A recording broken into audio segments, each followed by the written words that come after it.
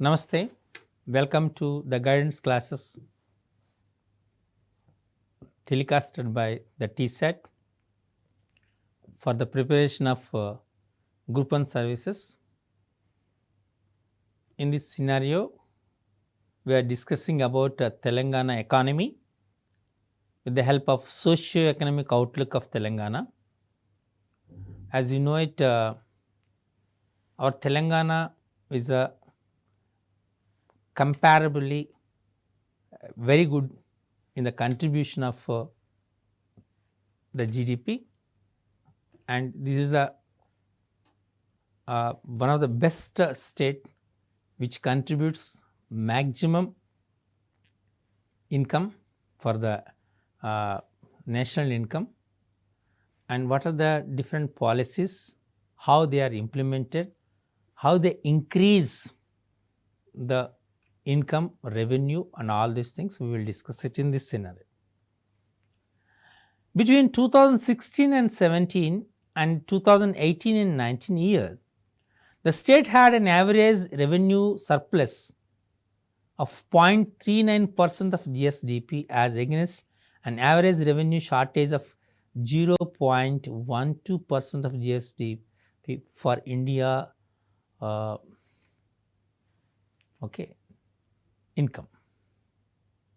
So, this is a very notable important thing here. So, in 2016 and 17, 2018 and 19, the state had average revenue surplus of 0.39% of GSDP. Whereas, when you compare the GSDP for India, there is a shortage of revenue 0.12%. When as national wise there is a shortage of GSDP is 0.12%, but in Telangana there is a surplus revenue of 0.39% of GSDP. That's the achievement of Telangana. The state's average debit to GSDP ratio is 21.1%. Against it is 27.3% of India GS. Clear? So, for the average debit to GSDP ratio for Telangana is 21.1%, whereas the national level its percentage is 27.3, means is a very less, nearly 6% less. In terms of the implications of the 15th Finance Commission, the share of Telangana in the divisible pool of taxes has come down from 2.437% in 2015 to 20 to 2.133% in 2020-21, and it has however now further come down to 2.102% for 2021 and 22. See here, as for the implications of the 15th Finance Commission, the share of Telangana in the divisible pool of taxes has come down. So, we are getting less share from 2015 to 2020, it is 2.437% of share, and in 2020-21 the share reduced to 2.133%.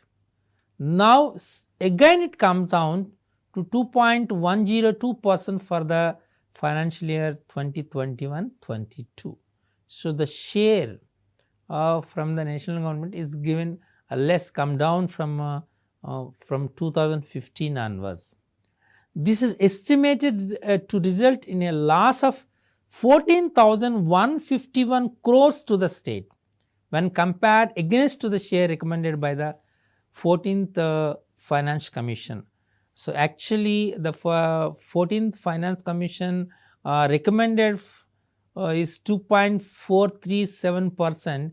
So, as per the estimated result, there is a loss of 14,151 crores for the state. So, even though our state is contributing maximum GDP, maximum taxes to the central government, but there is a reduction, a fall down in the come down in the share of divisible pool of taxes from 2.437% to 2.102%, means nearly 0.3%, more than 0.3% has come down in the share. For the 15th Finance Commission has recommended grants of worth of 5,386 crores to the state, which of 3,024 crores is granted as a sector specific and 2,362 crores as state specific grants. Actually, the Finance Commission recommended grants in two areas, that is, one is 3,024 crores for sector specific and 2,362 crores for state specific grants. The Government of India did not accept this recommendation and stated that this recommendation will be properly considered in implementation of central schemes. Actually, the central government has to follow the Financial Commission recommendations and provides and sanction 5,386 crores to the state, but the central government is not followed their recommendations, and they said if they implemented the central government schemes properly, then only they will accept, otherwise they won't accept these recommendations. So this is the thing done by the central government. The state's own tax revenue 𝗧-𝗦𝗔𝗧 collections in April 2020 fell by 87.7% because due to severe COVID-19 in the month of April, May especially. So the tax revenue of our state will be dropped nearly and fell down nearly 87.7%. When you compare with the collection in April 2019, means 2019, the COVID-19 pandemic slowed down the economic activity for instant. So this is one major reason. So when you compare with the 2019 and 2020, the state's own tax revenue fell down is 87.7%. This trend of revenue decline and recovery were observed in all the major individual taxes, that is comprise state own tax revenue, value added tax VAT, state goods and service tax SGST, stamps and registration fees, motor vehicle taxes and excise taxes. So it means here not only the own tax revenue, and so on all sectors, especially in all sectors, that is value added in VAT, in GST, stamps and registration fees, motor vehicle taxes, excise taxes, all taxes, the revenue was completely declined.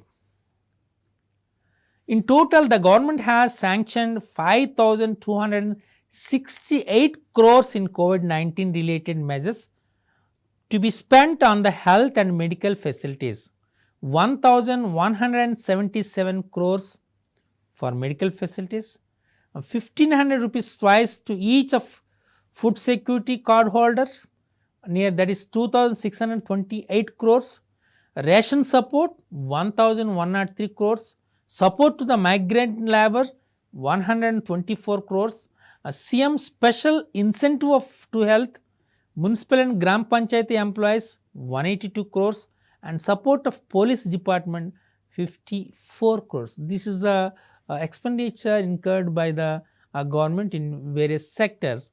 Actually the government is sanctioned 5,268 crores in COVID-19 related measures to be spent for the health and medical facilities, and its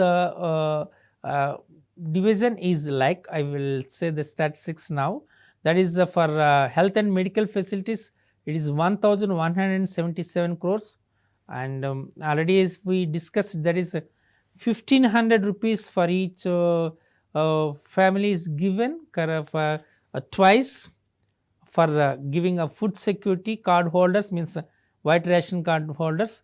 For that 2,628 crores, and the ration support For that 1103 crores for the support of migrant labor for providing essential commodities and to send those people to their native places on places through with the support of railway department. For all those things they spend nearly 124 crores, and CM special incentives to health and municipal and gram panchayat employees, that is 182 crores because their salaries, employee salaries are increased, and they provide some medical facilities to them, medical kits, PPE kits, all these things. It is given for the municipal and gram panchayat employees. It is 182 crores, and support to the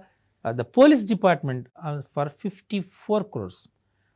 This is the classification of the sanction amount of 5,268 crores in 2019. With the limited revenue collections and the need to focus expenditure on health and welfare of the people, the government took the decision of delaying a part of the salaries. This is happens because the government spends, because the getting revenue is very less. It's fall down to nearly 87.7% fall down in the revenue, but they increase and they sanction nearly 5,268 crores for this health and other sectors for providing food safety and all these things. So then what happens? So that there is no revenue, the expenditure increases. So finally there is an impact on the government, and it's a decision for delaying a part of the salaries of the public representatives and government employees to create revenue space for handling these COVID-19 crisis. So at that time the government is given only 50% of salaries. Just it is done in only for 2 months, to adjust the amount, the revenue, to adjust to fill the revenue gap, revenue space.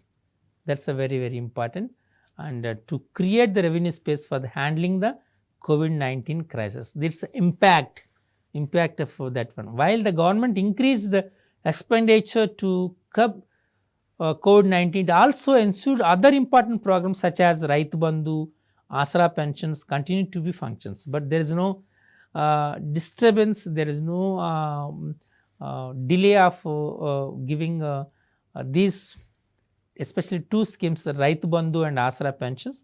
It is continued without any kind of interruption. This combined with falling revenue meant that the government had to borrow additional funds to financial expenditure. So because there is no interruption for Raitu Bandhu and Asra functions, and of course nearly 5,268 crores is sanctioned for health and hygiene programs. So for that reason, so there is a what is called as simply a force as on the government to borrow additional funds from the to meet the financial expenditure.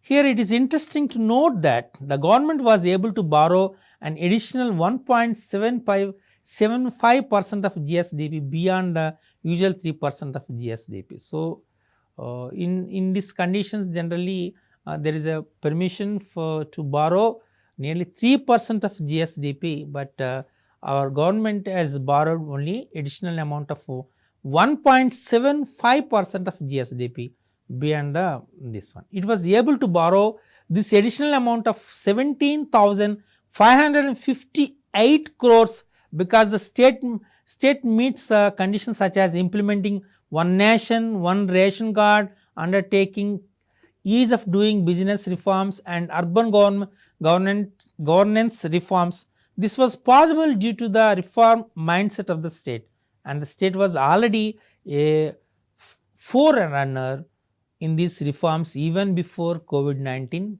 pandemic situation. This is very important. So our central government is given that one nation, one ration card.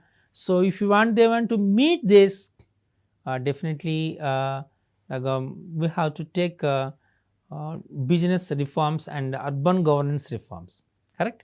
So, this was possible due to the reform mindset of the state. Already our Telangana state have already existing reform mindset for the state.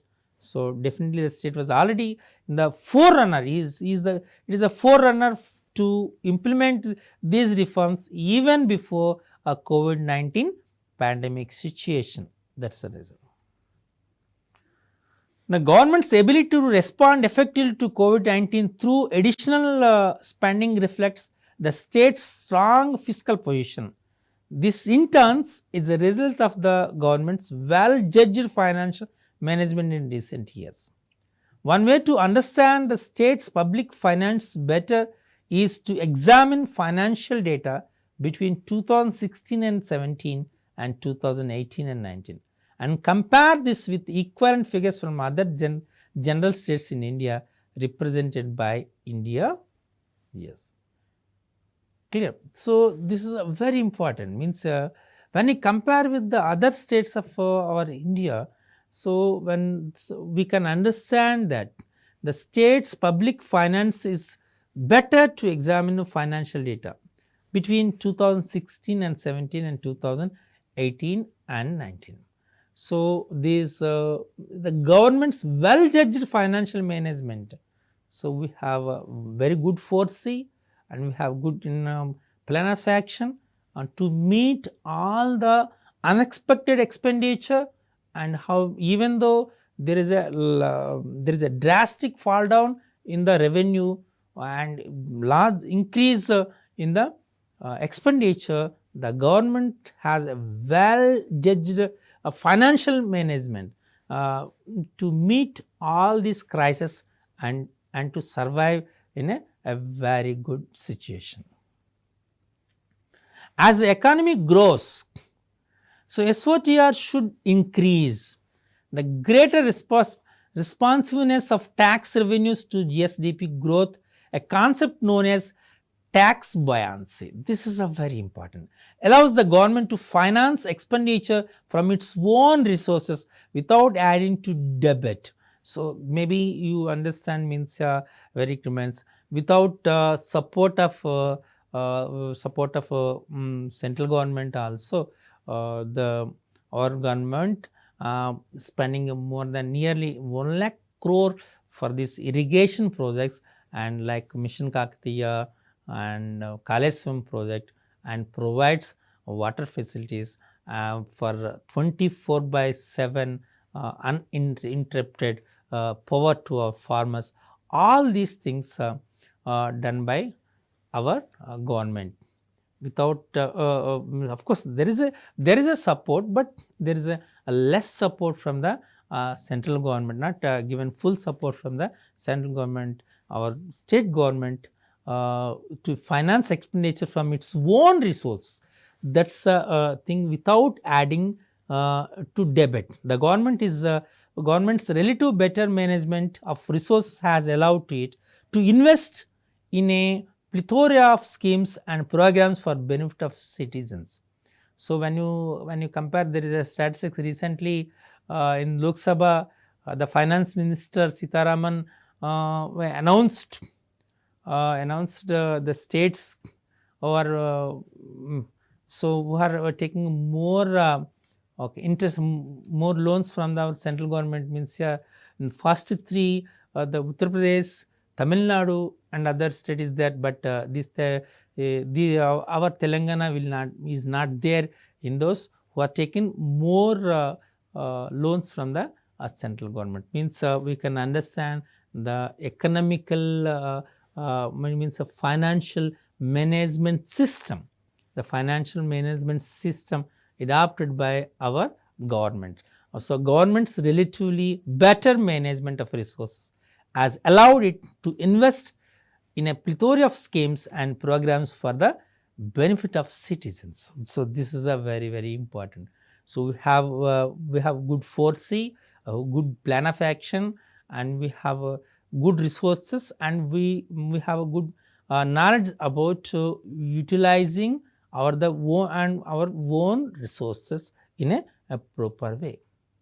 In 2020-21, the government presented the budget estimated of 1,82,914 crores of expenditure, which was channelized into implementing program like Raitu Bandhu, Asara pensions, Kakatiya, Lakshmi, building capital assets that yield returns for the state in the years to come and ensuring the efficient functioning of the government.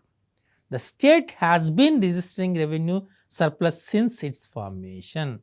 So, that's the reason even our Chief Minister announced that, so we are the richest country in the, richest state in the country, which is the richest state in the country, means the state has been registering revenue surplus since its formation.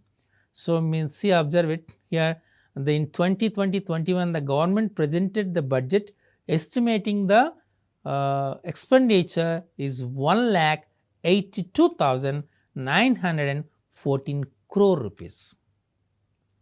Even though we are spending various schemes like Raitu Bandhu, Asara pensions, Kakatiya, Kalyana Lakshmi. So, Kalyana Lakshmi, so like all these things, so different schemes were for the welfare of our Telangana people, still we are registering with the revenue surplus since its formation. A consistent revenue surplus implies that the state is self-sufficient to meet its own revenue expenditure. This is a very, very important thing here. A consistent revenue surplus implies that the state is self-sufficient to meet its own revenue expenditure. It also means that it is fiscally disciplined to ensure that a capital receipts, borrowings and other sources are not being deployed for revenue expenditure. We have control in our expenditure, we have good foresight in our expenditure, and we have and we have a self-sufficient to meet our own revenue expenditure. This is a very important phenomena and things about our government policies. However, with the gradual administration of COVID-19 vaccine, the economy and thereby the finances are expected to return to normalcy, and the state would be able to consolidate its financial position and restores its financial wisdom as exhibited during 2016-19. Doing so will ensure that the government has the resources to continue to invest in improving welfare for all, while investing the infrastructure required for the future. So, after nearly all the people of Telangana get vaccinated, and then the economy and other financial system are expected to a normal position, and still the growth rate is going on, and we are maintaining the consistency for the surplus revenue. This is a very important trend. Okay. Now, we are going to shift for the next area, that is discussing about, already I said we are going to discuss about 15 sectors. 15 sectors, what are the economical outlook in all these 15 sectors. Now, we are shifting to the fourth sector, that is agriculture and allied sectors. So, we are now we have briefly seen about the public finance sector. Now, we will discuss about the agriculture sector. Just now I discussed about the public finance sector. Now, we are shifting to the next sector, that is agriculture and allied sectors. So, in the agriculture and allied sectors, as you know it, that's the agriculture sector is the backbone of rural development in Telangana. Since the formation of the formation of state, the government of Telangana has been committed to drive the sector's growth, increasing the farmers' incomes and improving the farmers' welfare. So, actually, so we are giving more importance for the Jai Jawan and Jai Kishan. Correct? Jai Kishan. So, means here we are giving more importance for the Jai Kishan, means the farmer is, so government giving more schemes for the welfare of our farmer. So, for that reason, so many schemes are implemented, that is Raitu Bandhu, Raitu Bima, Dharani portal, all these things in point of agriculture and its allied sectors. And we are giving more information, about the state, that we are giving more importance especially for the increasing of farmers' income and improving farmers. That is the first aim of our Telangana state is there is a growth, increasing in farmers' income and improving farmers. That's the first aim of and farmers' welfare, improving farmers' welfare, increasing the farmers' income. This is the first aim of Telangana government.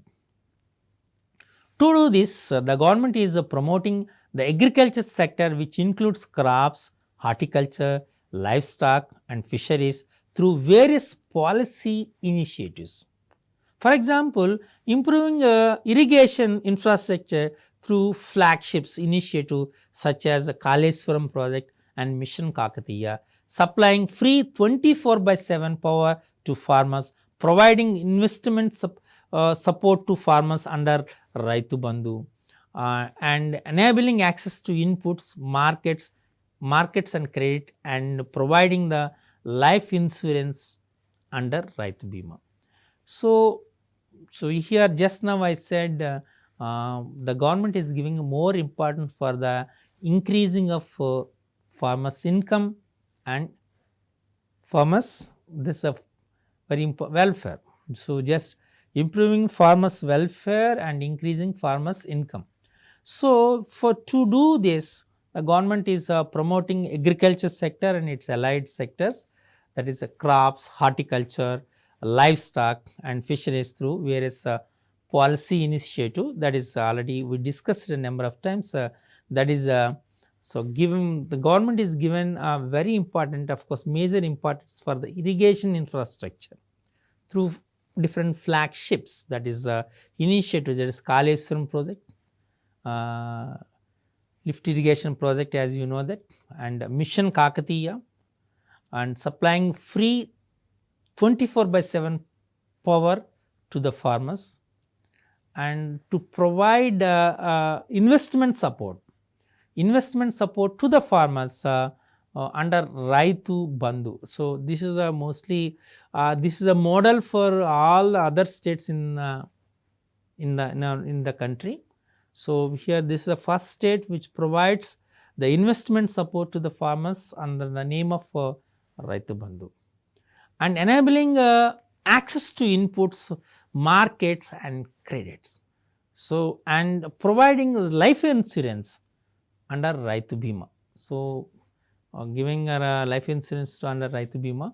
So, given means here given more like by the Raitu Bima and Raitu Bandhu, the government is expecting. So, there is a increase in the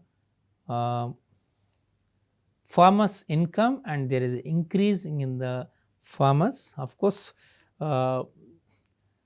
farmers' welfare. So, the improve in the farmers' welfare, increase in the farmers' income. So, this is the most important thing here.